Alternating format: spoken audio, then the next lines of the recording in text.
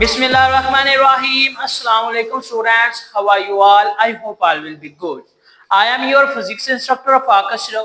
बच्चे हम लोग बात कर रहे हैं 11th क्लास न्यू फिजिक्स की, जिसमें हम लोग नए आर्टिकल्स और नए प्रैक्टिसाइज कंसेप्ट्स को देख रहे हैं।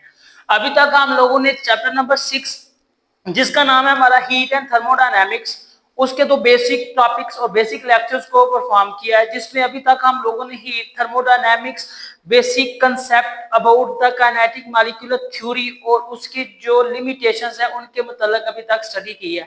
आज का जो हमारा टॉपिक है वो है गैस लॉ। क्या है? Gas law. गैस लॉज ऐसे लॉज हैं जो गैस पर मबनी हैं और इनमें मुख्तलिफ किस्म के जो लॉज हैं वो मुख्तलिफ किस्म के साइंटिस्ट ने परफॉर्म किए हैं और उनकी जो बेस थी उन्होंने किन फैक्टर्स को कांस्टेंट रखा, किन फैक्टर्स को उन्होंने अपनी मैथमेटिकली फॉर्म में परफॉर्म कराया। आज के टॉपिक में हम लोग उस चीज को डिस्कस करेंगे। अभी तक आप लोगों ने हमारे चैनल को सब्सक्राइब नहीं किया तो इसको लाजमी सब्सक्राइब करें, लाइक कमेंट और शेयर करना मत भूलिएगा ताकि इस चैनल की जितनी भी एजुकेशनल वीडियोस हैं वो आज तक पहले पहुंची जा सके। तो आए आज के टॉपिक को हम लोग डिस्कस करते हैं। बच्चे सबसे पहले है आप लोगों का गैस लॉ। गैस लॉ में क्या कहा गया है? गैस लॉज बेसिकली हमारे पास 3 लॉज पर मुश्तमिल है। कितने हैं? 3 लॉज में। लास्ट टाइम जो पहले वाली फिजिक्स थी या आपके पास दूसरी बुक्स थी वहां पर just Boyle's law, Charles law और एवोगाड्रो लॉज जो डिफाइन किए गए थे और उनकी मैथमेटिकली परफॉर्मेंस की गई थी। लेकिन आपके इस लेक्चर में, आपके न्यू सिलेबस में एक न्यू आप लोगों का लेक्चर, एक न्यू आप लोगों का आर्टिकल ऐड हुआ है, वो भी हम लोग आज के टॉपिक में देखेंगे। गैस लॉ को देखते हैं थोड़ा सा, फिर हम लोग अपने जो इसके मेन टॉपिक्स हैं उनके ऊपर देखते हैं। गैस लॉज एक ऐसा लॉ है जिसमें हम लोग मुख्तलिफ वेरिएबल्स की क्वांटिटी और उनकी परफॉर्मेंस को चेक करते हैं। ठीक है। गैस लॉज बेसिकली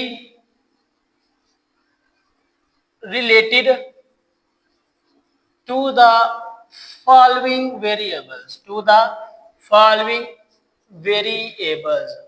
ये आपके पास मंदरजा ज़ैल कुछ वेरिएबल्स के ऊपर डिपेंड करता है, जिनमें हमारा क्या आ जाता है? टेम्परेचर आ जाता है। ठीक है बच्चे, जिसमें हमारा टेम्परेचर आ जाएगा, प्रेशर आ जाएगा, वॉल्यूम आ जाएगा और नंबर ऑफ मोल्स। और इनकी बेस के ऊपर जो हमारे कंसेप्ट बनेंगे या हमारे मुख्तलिफ किस्म के लेक्चर्स डिलीवर होंगे और उनकी कैलकुलेशन होंगी। प्यारे बच्चों, वो चीज हमारे पास क्या कहलाएगी? वो गैस लॉ कहलाएगी। क्या कहलाएगी? वो हमारे पास गैस लॉ कहलाएगी। अंडरस्टूड है? अब देखिएगा, इनसे रिलेटेड जो भी क्वांटिटीज होंगी वो बच्चे आप लोगों की गैस लॉ में आएगी। क्या आएगी? गैस लॉ में। अब इसकी जो मुख्तलिफ किस्म की हमारे पास कंट्रीब्यूशन होने लगी है। सबसे पहले आप लोगों का बॉयल्स लॉ। क्या है बच्चे? आप लोगों का बॉयल्स लॉ। आप लोगों ने प्राइमरी हिस्से में इसको स्टडी किया हुआ है कि बॉयल्स लॉ क्या है। 1662 में क्या है, इसकी थोड़ी सी कंट्रीब्यूशन देखते हैं।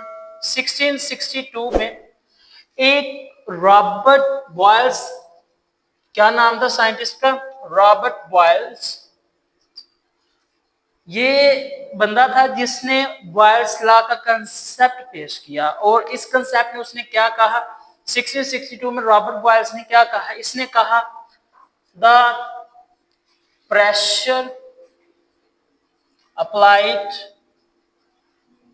और volume of the ideal gas is inversely proportional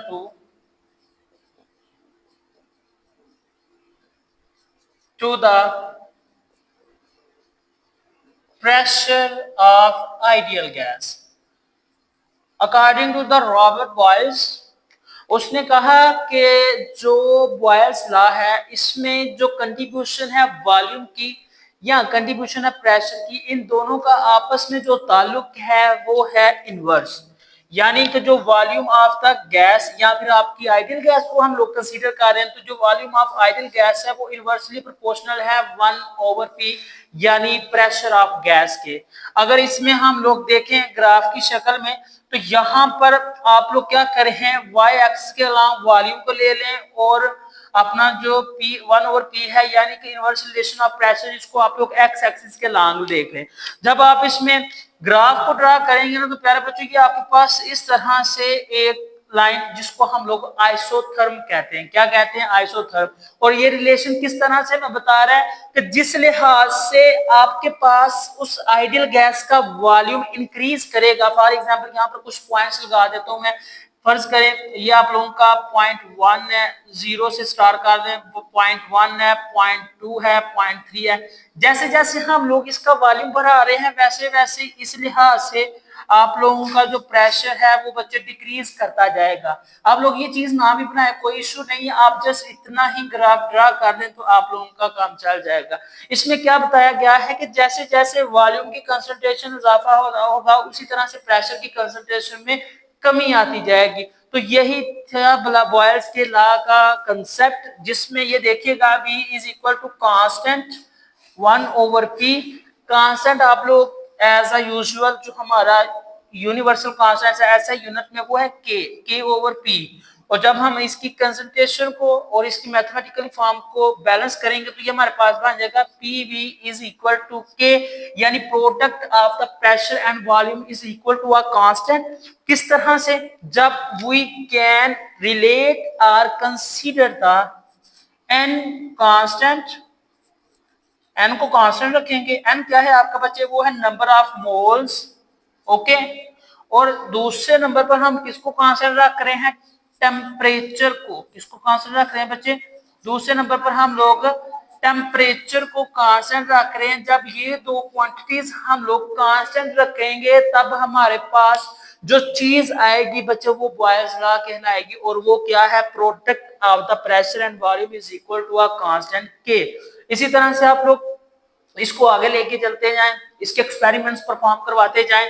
primary classes में आप लोगों ने ये चीज की थी कि आपने कुछ सिलेंडर्स मुंतखब किए थे, जिसमें एक के ऊपर आपने 2 atm का प्रेशर रखा, तो पार्टिकल्स यानी पिस्टन्स की मूवमेंट थी वो क्या बनी थी? आपने फिर प्रेशर को बढ़ा दिया था, तो फिर आपके पास जो वहां पर मूवमेंट बनी थी वो किस तरह से बनी थी? तो बच्चे इस तरह से आपने डिफरेंट सिलेंडर्स को वहां पर वर्किंग करवाई थी और परफॉर्मेंस देखी थी कि दोनों ओवरऑल जो इनका नतीजा था इस कंडीशन के हवाले से वो सेम था। तो इस लिहाज से हमारे पास जो बॉयल्स लॉ है वो बच्चे डिफाइन हो जाता है और इसको हम लोग मेजर कर सकेंगे। दूसरा जो आप लोगों का गैस लॉ है वो है प्यारे बच्चों चार्ल्स लॉ। क्या है वो? दूसरे नंबर पर जो आप लोगों का लॉ है वो है चार्ल्स लॉ। चार्ल्स लॉ में क्या कहा गया है? आप लोगों ने अभी अभी बॉयल्स लॉ में देखा कि किस तरह से प्रेशर और वॉल्यूम का आपस में इनवर्स रिलेशन रखा था। अब हमारा चार्ल्स लॉ है। चार्ल्स लॉ में वही चीज हम लोगों ने डायरेक्ट कर देनी। मतलब चार्ल्स लॉ, एक फ्रेंच साइंटिस्ट था जे चार्ल्स। क्या था?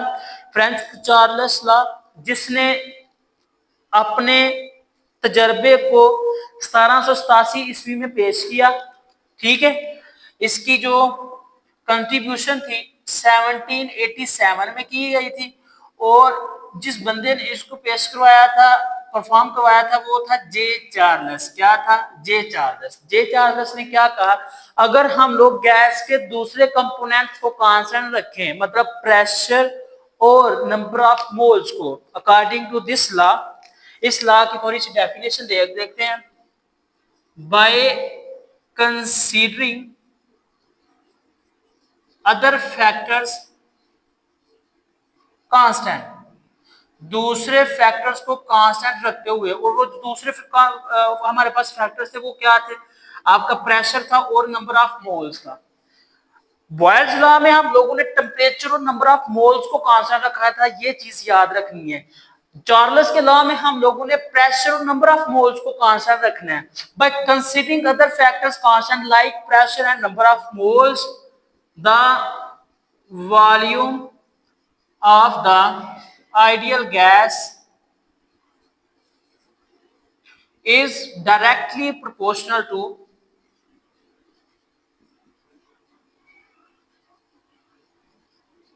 Temperature of gas, temperature of gas कह लें या टेम्परेचर ऑफ आइडियल गैस, ठीक है। अभी आप लोग आइडियल गैस से रिलेट कर रहे हैं तो आप यहाँ पर आइडियल गैस को ही मेंशन करेंगे। तो चार्ल्स के लॉ के मुताबिक, जो कि 1787 में परफॉर्म हुए चार्ल्स ने, उसने कहा कि अगर गैस के दूसरे फैक्टर्स को हम लोग कांस्टेंट रखें और उस कांस्टेंट की बिना पर इनके दरमियान में रिलेशन देखें तो किसी भी आइडियल गैस का जो वॉल्यूम है वो टेम्परेचर के डायरेक्टली प्रोपोर्शनल होगा। तो मैथमेटिकली जो हम लोग इसको कंसीडर करेंगे रिलेशन को, वो क्या आ जाएगा प्यारे बच्चों, वो आ जाएगा V directly proportional to T। आपके पास जो V और T का रिलेशन है वो क्या बनेगा, डायरेक्ट रिलेशन बनेगा, while considering the pressure and number of moles being constant, इन दोनों को कांस्टेंट रखते हुए।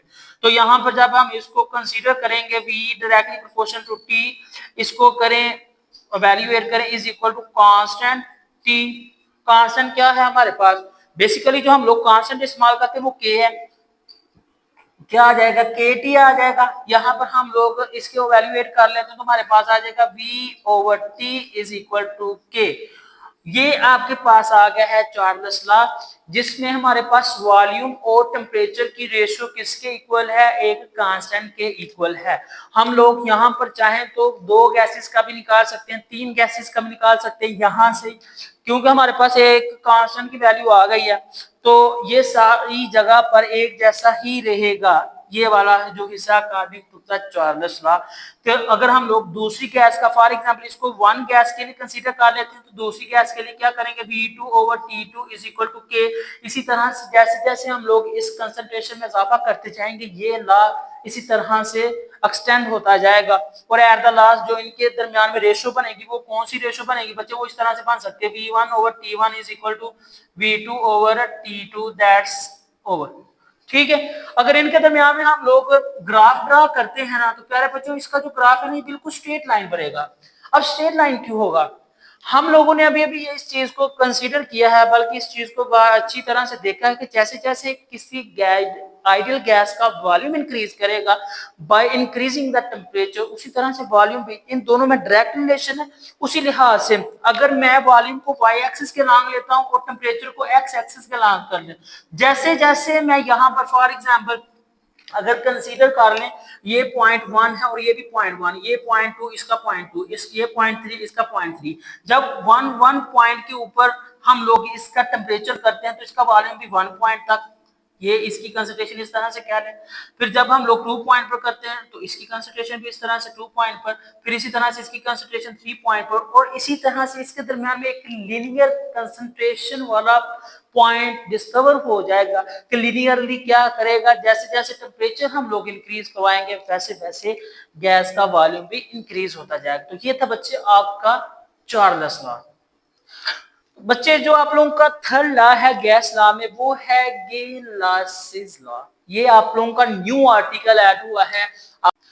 अच्छा तो बच्चों जो इसका थर्ड वाला लॉ है वो है Gay Lussac's law, that was be given by a French chemist and physics Louis लॉस गे-लॉसिस, जोसेफ लुइस। ओके, 1808 ईस्वी में इसको डिस्कवर किया गया था, ठीक है बच्चे, और 1809 ईस्वी में इसको पब्लिश कर दिया गया था। और इसको डिस्कवर और पब्लिश करने वाला बंदा था वो एक फ्रेंच केमिस्ट एंड फिजिक्स था, ठीक है, फ्रेंच केमिस्ट एंड फिजिक्स था जिसका नाम था जोसेफ लुइस गे-लॉसिस, ठीक है बच्चों, जोसेफ लुइस गे-लॉसिस। उसने अपने नाम के ऊपर एक लॉ पेश कर दिया जो कि आपका गैस लॉ में कंसीडर किया जाता है। इसको डिस्कवर किया गया था 1808 ईस्वी में और 1809 ईस्वी में इसको पब्लिश कर दिया था। फ्रेंच फिजिक्स और केमिस्ट था जोसेफ लुइस गे-लॉसिस। इसने क्या कहा था, इसने कहा था eight pressure will be exerted directly to the absolute temperature।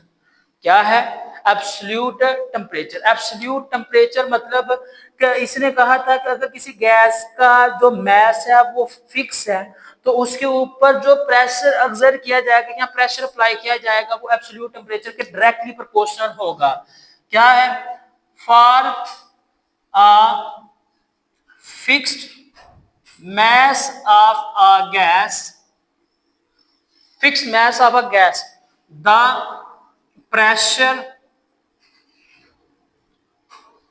exerted by the ideal gas varies directly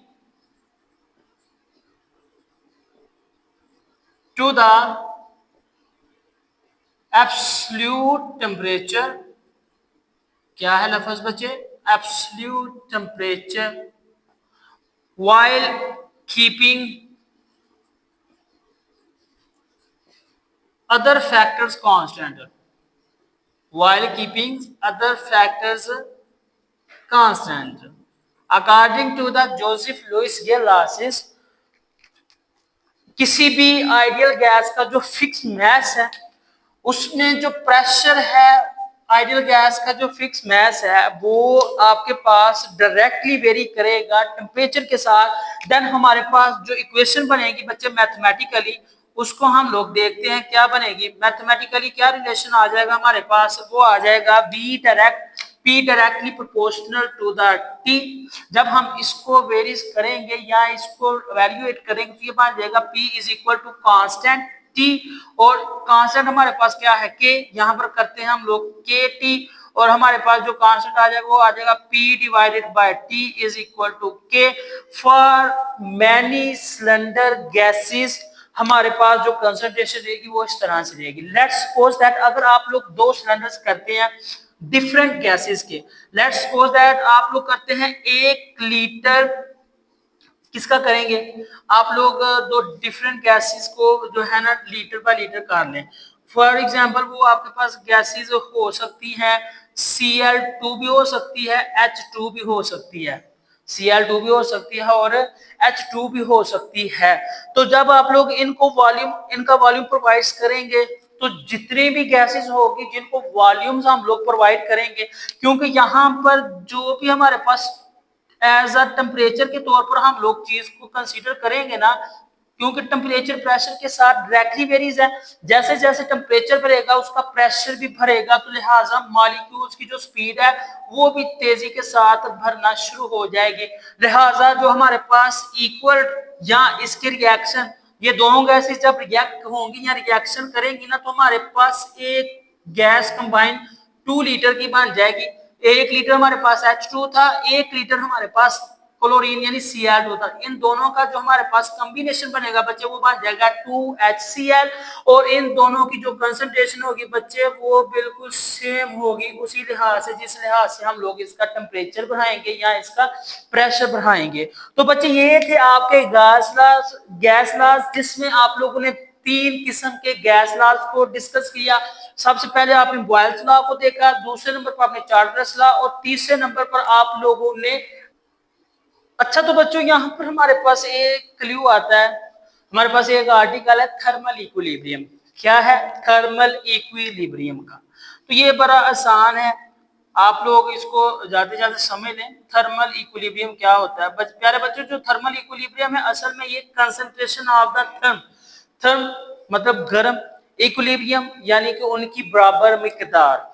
thermal equilibrium मतलब हीट के फ्लो की बराबर मिकदार किस तरह से होगी। लेट्स सपोज दैट अगर आपके पास एक कप चाय का है और वो गर्म है, और इसी दौरान आप लोग एक ठंडा स्पून या फिर normal at the room temperature के ऊपर जो आपके पास स्पून है वो जिस हालत में आप उसको कॉफी में या फिर चाय में डुबो देते हैं, थोड़ी देर के बाद आप लोग उस स्पून को पकड़ेंगे या चम्मच को पकड़ेंगे तो वो भी गर्म हो चुका होगा। क्यों? फ्लो ऑफ हीट की वजह से। ये जो फ्लो ऑफ हीट है ये कब तक है?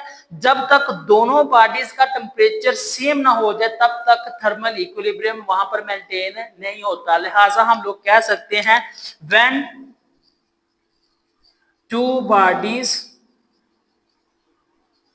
attach to each other, one is hot and other is cold. हम लोग दो बॉडीज को आपस में अटैच करते हैं, इस तरह से अटैच करते हैं, एक बॉडी गर्म है और दूसरी बॉडी ठंडी है, तो दोनों में जो ट्रांसफर ऑफ हीट होगा कब तक होगा, वो हमें थर्मल इक्विलिब्रियम के बारे में बताएगा। Then flow of heat is continuous until both bodies will gain equal temperature।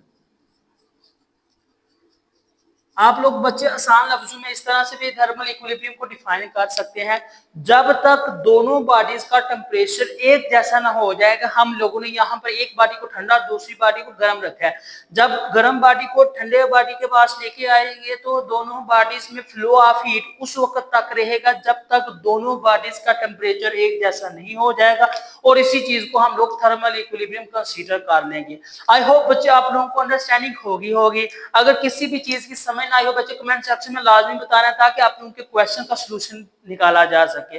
अभी तक आप लोगों ने हमारे चैनल को सब्सक्राइब नहीं किया तो इसको लाजमी सब्सक्राइब कीजिएगा, लाइक कमेंट और शेयर करना मत भूलिएगा, ताकि इस चैनल की जितनी भी एजुकेशनल वीडियोस हैं वो आप तक पहले पहुंची जा सके। मुझे दे इजाजत, इंशाल्लाह नेक्स्ट लेक्चर में हम लोग मजीद टॉपिक्स पर बहस मुबाहिसा करेंगे। तब तक के लिए अल्लाह हाफिज।